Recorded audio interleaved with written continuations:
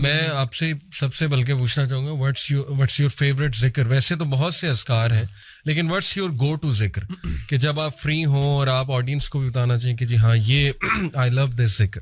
اچھا علی بھائی، میں آپ کو بتاؤں کہ ایک پریکٹس جو میری پہلے بھی رہی ہے اور اب زیادہ ہو گئی ہے، وہ یہ ہے کہ جب بھی میں ذکر کرنا شروع کرتا ہوں نا اللہ سبحانہ و تعالیٰ کا، تو میں استغفر اللہ اور اللہم اغفر لی سے آگے نہیں جا پاتا. اللہ، کیونکہ میں نا میرا دل کرتا ہے اللہ سبحانہ تعالیٰ کا ذکر کرنا. سبحان اللہ. اور میں اپنا محاسبہ جب کرتا ہوں نا کہ میری عبادات کا، نماز کا جب محاسبہ کرتا ہوں تو میں استغفر اللہ اور اللہم اغفر لی سے آگے نہیں جا پاتا. سبحان اللہ. کہ میں اللہ تعالیٰ کا استغفار کرتا رہتا ہوں کہ اللہ تعالیٰ مجھے معاف کر دے، تاکہ میں اس کے بعد چاہتا ہوں کہ میں سبحان اللہ، الحمدللہ، اللہ اکبر، لا الہ الا اللہ، اور رسول اللہ صلی اللہ علیہ وسلم کے اوپر بھی درود، اللہم صلی علی محمد. لیکن میں نے recently I find myself just saying اللہم اغفر لی، اللہم اغفر لی یا استغفر اللہ.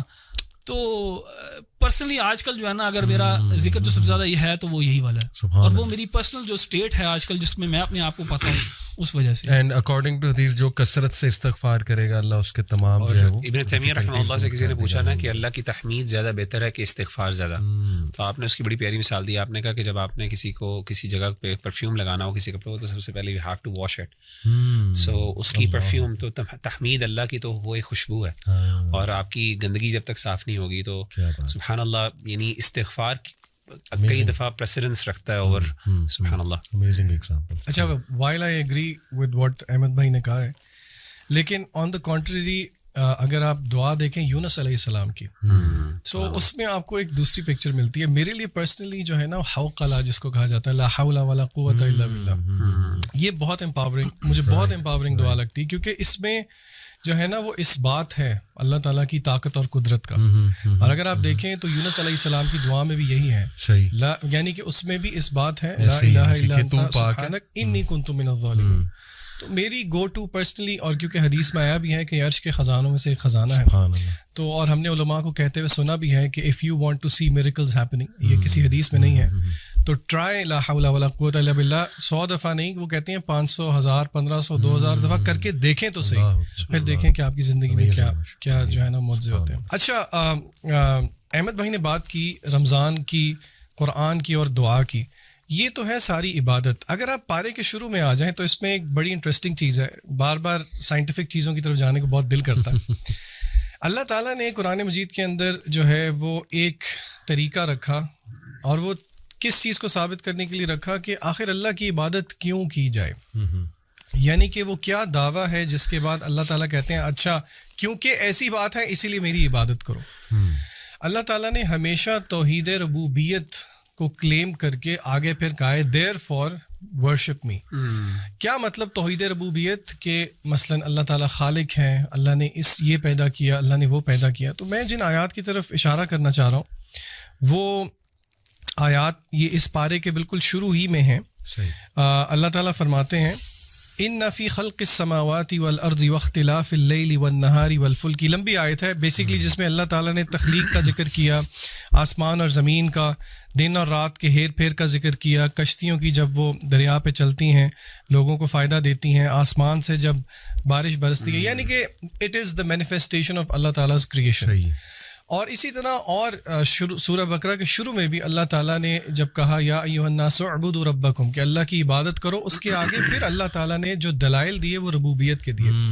تو اس سے ہمیں ایک جینیسس آف فیتھ کا پتہ لگتا ہے کہ کس طرح اللہ تعالیٰ ہمیں الوہیت کی طرف لے کے جانا چاہتے ہیں کہ ہم اللہ کی کریشن پہ غور کریں. دیکھیے یہ تھیوریٹیکل بات نہیں ہے. آج کل اس کو اگر ہم پریکٹیکلی مینیفیسٹ کریں تو ہم سوچیں کہ وہ کون سی چیزیں ہیں جو کہ ہنڈرنس ہیں میرے اور آپ کے لیے کہ ہم غور و فکر کریں اللہ تعالیٰ کی تخلیق میں. آپ کو یاد ہوگا پچھلے سال ہم ایک ٹرپ پہ گئے تھے سب اکٹھے، اور اس ٹرپ پہ ہم نے کیا کیا تھا؟ ڈیجیٹل ڈی ٹاکس کیا تھا.